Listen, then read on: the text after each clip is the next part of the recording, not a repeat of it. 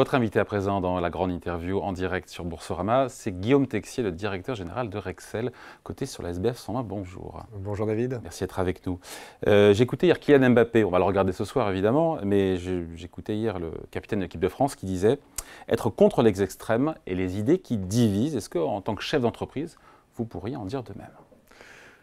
En tant que chef d'entreprise, grande entreprise, quand même. Je ne pense pas que ce soit notre 20 responsabilité. milliards d'euros de chiffre d'affaires, quand même. Exactement. Je ne crois pas que ce soit notre responsabilité de donner des consignes de vote, mais par contre, ce qu'on peut faire, c'est attirer l'attention sur ce qui, dans les divers programmes, a un impact sur la prospérité des entreprises qui sont basées en France comme la nôtre, dans un sens comme dans l'autre, ce qui lui permet de créer de la richesse. Et moi, il y a deux sujets sur lesquels je fais très attention. Il y en a un qui est la crédibilité économique des programmes, finalement comme dans une entreprise. Est-ce que c'est équilibré? Est-ce que c'est crédible? Est-ce que ça va être vu de manière crédible par les marchés financiers? C'est important pour la crédibilité de l'entreprise France, mais c'est important aussi pour la crédibilité des entreprises qui sont en France. Et puis le deuxième sujet, c'est la transition énergétique. C'est un sujet qui nous intéresse évidemment beaucoup, sur lequel on a besoin de stabilité, de continuité, pour que les entreprises et tous les acteurs économiques continuent à investir dans ce sens-là. Et donc c'est vraiment deux sujets sur lesquels je regarde assez en détail les programmes. Aujourd'hui, un peu difficile de lire les choses parce qu'on n'a que des ébauches de programmes. Ce qu'on peut dire, c'est que dans les programmes qu'on voit aujourd'hui, la crédibilité économique n'y est peut-être pas encore partout. Et puis pour ce qui est de la transition énergétique, on voit des lignes se dessiner, plutôt plus, plutôt moins, mais là-dessus aussi, on est encore au tout début de la campagne et donc c'est un peu difficile de se prononcer. Mais c'est deux points très importants sur lesquels, en tant que chef d'entreprise, au-delà de mes convictions personnelles, sur lesquels, en tant que chef d'entreprise, j'ai envie d'attirer l'attention. Ouais. Une France moins business-friendly, c'est ça le risque? C'est toujours le risque, oui. C'est toujours le risque. Ça veut dire moins d'investissement, moins d'emplois, ça veut dire... Vous avez vu la réaction des marchés financiers au cours de la dernière semaine sur l'ensemble des entreprises du CAC 40. Il y a beaucoup d'incertitudes et l'incertitude dans un business mondial, c'est quelque chose qui peut amener des investisseurs à se détourner. Et donc voilà, c'est un sujet important. L'action Rexel d'ailleurs a perdu, j'ai regardé, elle remonte aujourd'hui, mais elle a perdu 8% la semaine dernière. Vous regardez ça avec flemme et distance ou ça commence un peu à tiquer et à vous inquiéter? Elle a perdu 8%, et c'est à mettre en rapport avec notre proportion d'activité en France. La France, c'est le deuxième pays de notre groupe. 20%. On a 20% de notre activité en France, donc 8% de perte, ça correspond, c'est un peu l'ordre de grandeur de ce qu'on a en France. C'est une situation de très grande incertitude, donc je comprends les marchés financiers. Au fur et à mesure que cette incertitude se dissipera, on peut s'attendre à ce que les choses se calment un petit peu. Dissipera ou pas? Se dissipera ou pas. Mais très clairement, après les élections, on aura au moins les idées un petit peu plus claires. On peut s'attendre à ce que les choses se rééquilibrent, mais c'est vrai qu'aujourd'hui, c'est une situation qui est un peu inconfortable. Vous pourriez vous-même lever le pied sur vos investissements en France si d'aventure il y avait des programmes économiques délirants qui mettent en risque la France et le site France? Non, nous, ce qui a un impact pour nous, réellement, c'est l'activité économique. Nous, nos clients, ce sont des électriciens basés en France, ce sont des industries basées en France, ce sont des propriétaires de bâtiments commerciaux basés en France. Et donc, ce qui sera intéressant, c'est l'impact économique, l'impact sur le financement des entreprises, l'impact sur l'activité économique des différents programmes. Et c'est ça qui déterminera notre capacité ou pas à investir. Je regardais le cours boursier sur 5 ans, 135% de hausse, tout en ayant d'ailleurs un PER, ratio cours sur bénéfice, de seulement 10. Et c'est un très beau parcours boursier. C'est la preuve qu'aujourd'hui, le Rexel d'aujourd'hui n'a rien à voir avec le Rexel d'il y a 5 ans pour le coup.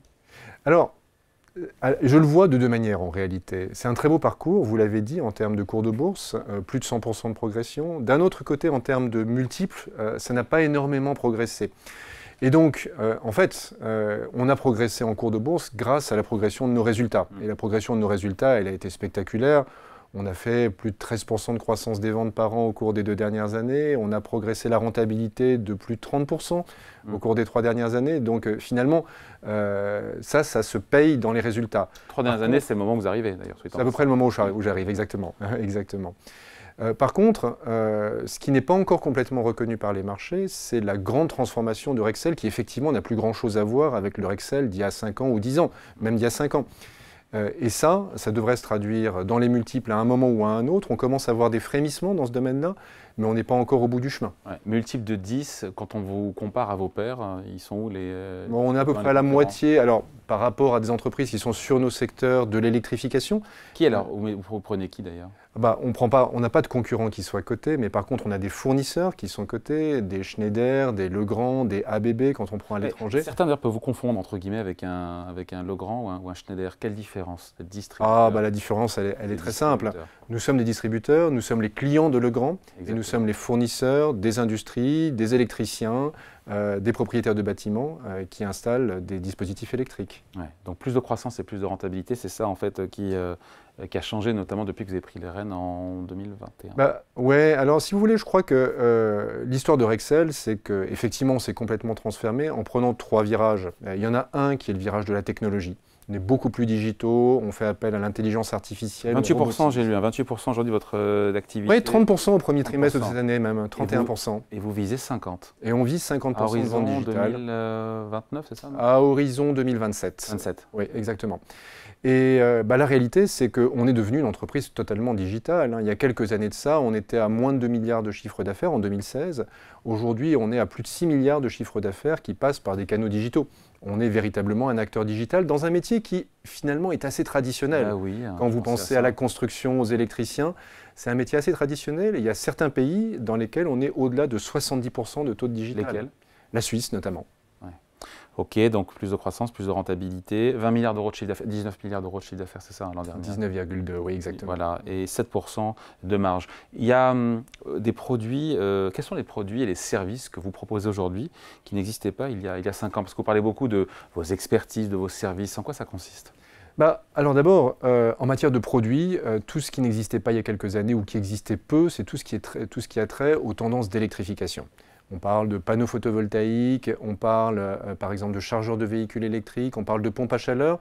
Voilà des technologies qui existaient il y a 4 ou 5 ans, mais qui étaient marginales. Et aujourd'hui, on a des quantités dans pas mal de pays qui sont en très forte augmentation. Et donc tout ça, c'est l'électrification liée au développement durable. Il y a une deuxième tendance qui est très importante et qu'on voit assez largement aux États-Unis, c'est les tendances liées à l'électrification, mais cette fois-ci sur l'automatisation de l'industrie et sur la donnée. Les data centers, par exemple, c'est quelque chose qui croît extrêmement vite, et notamment aux États-Unis, et sur lesquels, là aussi, il y a des besoins d'électricité complémentaire. Qu'est-ce que vous faites sur un data center, par l'alimentation électrique. Un data center, ça consomme énormément d'électricité, donc il y a une partie qui est liée... C'est plus seulement le matériel. C'est des armoires électriques, c'est des transformateurs, c'est un ensemble de choses. C'est l'installation, c'est tout. Non, on vend toujours à des artisans ou à des entreprises qui font l'installation derrière, mais toute la fourniture de l'ensemble de ces armoires électriques, de ces câbles par kilomètre qu'on doit installer dans les data centers, c'est nous qui le faisons. Et donc en termes de produits, tous ces produits liés à l'électrification du monde, ils sont en très forte accélération. Juste un chiffre pour qu'on se rende bien compte de ce dont on parle.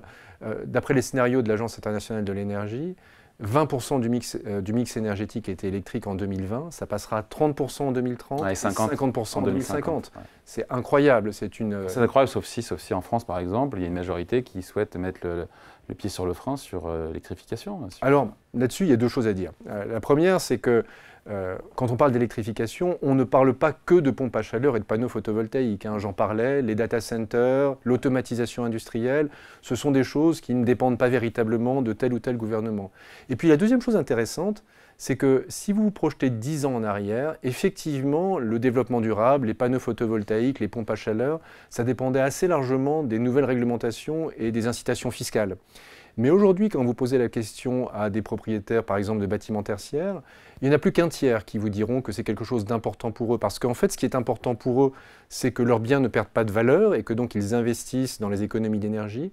Ce sont aussi les économies d'énergie en tant que telles. Toutes ces technologies ont un retour sur investissement. Quand vous installez une pompe à chaleur, quand vous installez des panneaux photovoltaïques, ça a un retour sur investissement.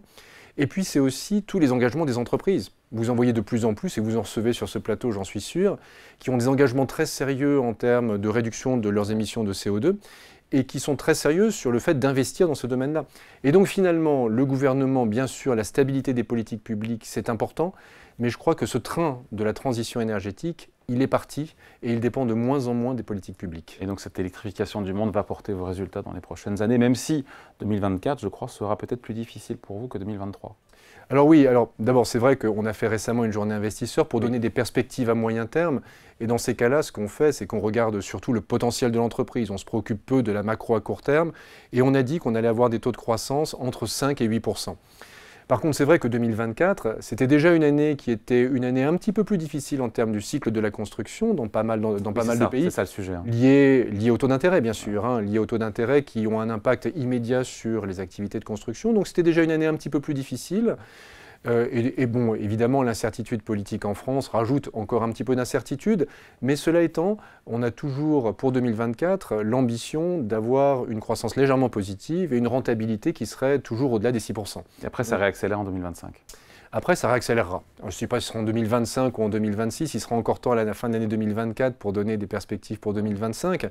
Mais oui, bien sûr, on voit bien d'ores et déjà qu'on a des premiers frémissements d'activité liés aux anticipations de taux d'intérêt. D'ici 3 à 5 ans, Guillaume Texier, le premier marché, la moitié de l'activité de Rexel sera réalisée aux États-Unis, qui est d'ores et déjà votre premier marché. D'ores et déjà, notre premier marché, on fait 45% quasiment de notre activité aux États-Unis et au Canada, et 35% aux États-Unis, oui. Ouais, ça s'arrête là, ou on se dit qu'à horizon 10 ans, 15 ans, 20 ans, quand on fait déjà la moitié de son activité sur le sol américain, ça peut être plus? Ça peut être plus. Et au détriment notamment de la France. Ça peut être plus, pas véritablement au détriment de la France, mais ça peut être plus, notamment pour une simple raison, qui est que notre part de marché en Amérique du Nord, elle est aux alentours de 10%. Elle est beaucoup plus élevée dans les pays européens, qui sont les pays dans lesquels, finalement, historiquement, on s'est développé le plus. Finalement, notre développement aux États-Unis, il est relativement récent. Il s'est fait par acquisition au cours des 5 ou 10 dernières années, et on l'a encore accéléré au cours des 3 dernières années. Dans les 14 acquisitions qu'on a faites, dans les 2,7 milliards qu'on a ajoutés au cours des 3 dernières années, ça fait 200 millions d'affaires. Ça fait 200 millions par... Un peu plus, ouais. Un peu plus. Mais donc dans les 2,7 milliards qu'on a rajoutés au cours des 3 dernières années, il y en avait 1,9 milliard qui était en Amérique du Nord. Donc effectivement, on met le pied sur l'accélérateur en Amérique du Nord. D'abord parce que c'est un marché qui est relativement peu consolidé, et puis aussi, très honnêtement, parce que c'est un marché qui est très prometteur d'un point de vue économique. Bon, on a parlé du digital tout à l'heure, l'IA, l'intelligence artificielle. Comment ça peut vous aider dans le cadre de votre plan stratégique à réaliser vos objectifs qui sont ambitieux? Alors déjà, le digital, c'est quelque chose qui nous a déjà beaucoup aidé au cours des dernières années, parce que le digital, ça vous force à être excellent sur tout un tas de choses. Le digital, ça vous force à être excellent sur vos systèmes de prix, sur la façon dont vous gérez les stocks, sur votre service. On ne peut pas être digital sans faire de la livraison J+1 par exemple. Et puis ça vous force aussi à être excellent en termes d'efficacité interne, puisque finalement le digital c'est une façon d'accélérer les choses et d'éviter que vos équipes passent leur temps à des choses qui soient un peu trop transactionnelles. Et je crois que l'intelligence artificielle c'est quelque chose qui va nous permettre d'aller encore un cran plus loin. Vous savez, nous, notre métier, ce n'est pas juste un métier de logisticien, c'est un métier d'expertise dans lequel on aide nos clients à savoir exactement quel type de produit, quelle puissance, quelle configuration il faut mettre en place. Donc on passe pas mal de notre temps à répondre à des appels d'offres complexes, à aller chercher des informations techniques sur Internet. Et finalement, l'intelligence artificielle, pour toutes ces équipes qui passent leur temps à répondre aux clients, ça peut leur permettre d'aller beaucoup plus vite, de gagner du temps et donc de se focaliser sur quoi elles ont énormément de valeur ajoutée. Ceux qui ne sont pas encore actionnaires, qui se disent « Oh là là, mais j'ai peut-être raté le train », plus 130% de hausse sur 5 ans, le potentiel de hausse du titre n'est pas épuisé, on va se quitter là-dessus. Non, mais comme je vous l'ai dit, deux choses. La rentabilité, ça s'est pris en compte dans le cours de bourse, mais cette transformation profonde de Rexel, elle n'est pas encore prise en compte dans les multiples et je crois qu'il y a encore pas mal de potentiel. La deuxième chose que je voudrais vous dire, c'est que quand je regarde les objectifs de bourse de nos analystes, il y en a quelques-uns qui sont aux alentours de 35. Moi, ça me paraît tout à fait réaliste. On est à combien aujourd'hui là? On est à 24,5. Ah oui? Oui, on a baissé un petit peu. Et puis la troisième chose qui est intéressante, c'est qu'on a un très gros actionnaire, qui est un actionnaire activiste, Cevian, un actionnaire suédois.